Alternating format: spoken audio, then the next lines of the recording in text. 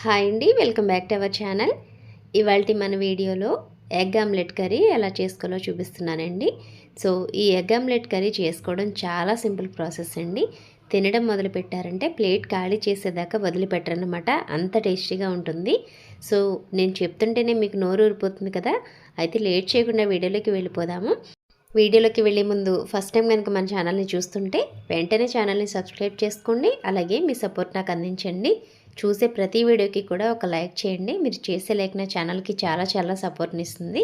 So ఇప్పుడైతే ఈ egg omelette curry ఎలా ప్రిపేర్ చేయాలో చూసేద్దాము. Let's start video.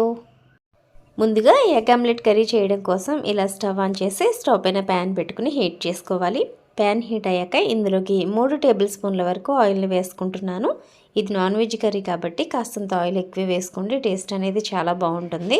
So oil వేసుకుని హీట్ అయిన తర్వాత ఇందులోకి వీలైనంత సన్నగా కట్ చేసుకున్న ఉల్లిపాయ ముక్కల్ని వేసుకోండి.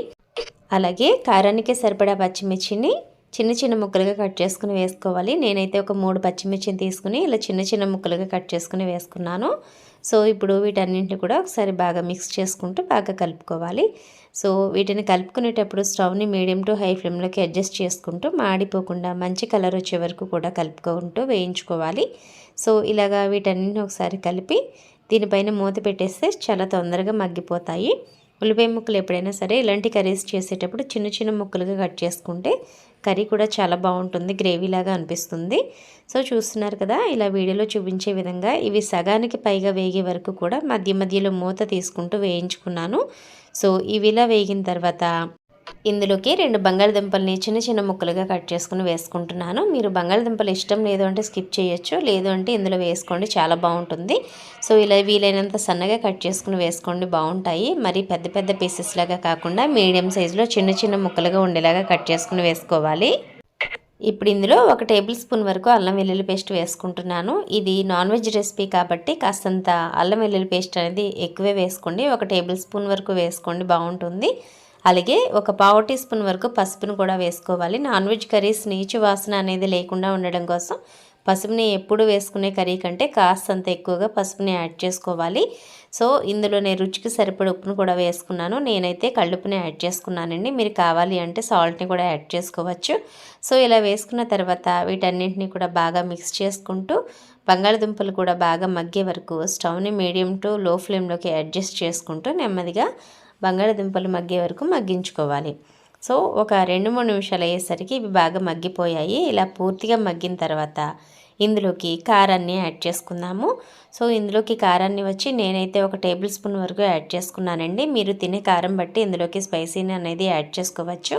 ఇలా వేసుకున్న తర్వాత మరొక 2 నిమిషాల పాటు దీన్ని మొత్తాన్ని కలిపి కారంలో ఉన్న పచ్చివాసన పూర్తిగా పోయే విధంగా ఇది మొత్తం కూడా దగ్గరగా కర్రీలాగా కుక్ అయ్యే వరకు కూడా కుక్ చేసుకోవాలి. ఒక 2-3 నిమిషాలు అయ్యేసరికి ఇది మొత్తం కూడా బాగా దగ్గరగా ఉడికింది. ఇలా ఉడికిన తర్వాత ఇందులోకి కొద్దిగా వాటర్ని వేసుకోవాలి. ఈ ఎగ్ ఆమ్లెట్ కర్రీకి అయితే మనం ఎక్కువగా వాటర్ వేయాల్సిన అవసరం అయితే లేదు. సో కొద్దిగా వాటర్ని వేసుకుని వీటిని కుక్ చేసుకుంటే సరిపోతుంది. మరీ ఎక్కువ వాటర్ వేసేసుకుంటే మరీ గ్రేవీలాగా అనిపిస్తూ ఉంటుంది. సో ఈ ప్రాసెస్లో చేయడం వల్ల టేస్ట్ అనేది కూడా చాలా బాగుంటుంది. రైస్, రోటీ, చపాతీ వేటిలోకైనా సరే దీని టేస్ట్ అనేది చాలా బాగుంటుంది. సో దీని మొత్తాన్ని బాగా మిక్స్ చేసుకున్న తర్వాత ఇందులోకి 1 టీ స్పూన్ ధనియా పౌడర్, 1 టీ స్పూన్ జీరా పౌడర్, 1 టీ స్పూన్ గరం మసాలాలు వేసుకోవాలి.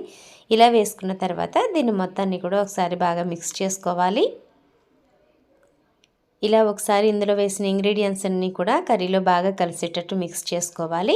ఇలా మిక్స్ చేసుకున్న తర్వాత ఇందులోకి ఫైనల్గా ఎగ్స్ని యాడ్ చేసుకోవాలి. సో మనం ఎగ్స్ని తీసుకుని బ్రేక్ చేసుకుని ఇందులో వేసుకోవాలండి. ఇందులో వేసిన వెంటనే వీటిని అసలు కలపకూడదు. సో అన్నింటినీ కూడా ఇలానే వేసేసుకోవాలి. నేనైతే 4 ఎగ్స్ తీసుకున్నాను. 4 ఎగ్స్ని కూడా ఇలాగే వేసేసుకుంటున్నాను. ఎగ్ ఆమ్లెట్ కర్రీ అనేది మరొక ప్రాసెస్లో కూడా చేయొచ్చండి, రాబోయే వీడియోస్లో తప్పకుండా అది కూడా చూపిస్తాను. సో ఇలా వేసుకున్న తర్వాత ఒక 6 నిమిషం పాటు మూత పెట్టేస్తే ఇవి చక్కగా కాస్తంత కుక్ అయిపోతాయి. ఇవి ఇలా కుక్ అయ్యి ఉడకడం స్టార్ట్ అయిన తర్వాత అన్నింటినీ కూడా ఒకసారి వెనక్కి టర్న్ చేసుకోండి. ఈ ఎగ్ ఆమ్లెట్ కర్రీ ఈ ప్రాసెస్లో చేయడం వల్ల ఒక్క ముద్ద కూడా వదలకుండా ప్లేట్ ఖాళీ చేసేస్తారు, అంత టేస్టీగా ఉంటుంది.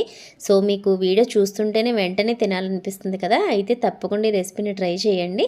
సో చూస్తున్నారు కదా, ఇలా వీడియోలో చూపించే విధంగా పీసెస్ అన్నింటినీ కూడా వెనక్కి టర్న్ చేసుకోవాలి. ఇలా టర్న్ చేసుకున్న తర్వాత ఈ కర్రీ మొత్తాన్ని కూడా ఇలాగ దగ్గరికి చేర్చుకోవాలి. సో మొత్తం కూడా ఈక్వల్గా ఉండే విధంగా కర్రీ మొత్తాన్ని కూడా దగ్గరగా చేసుకోవాలి. ఇలా చేసుకున్న తర్వాత దీనిపైన ఫైనల్గా గార్నిష్ కోసం కొత్తిమీరని వేసుకోవాలి.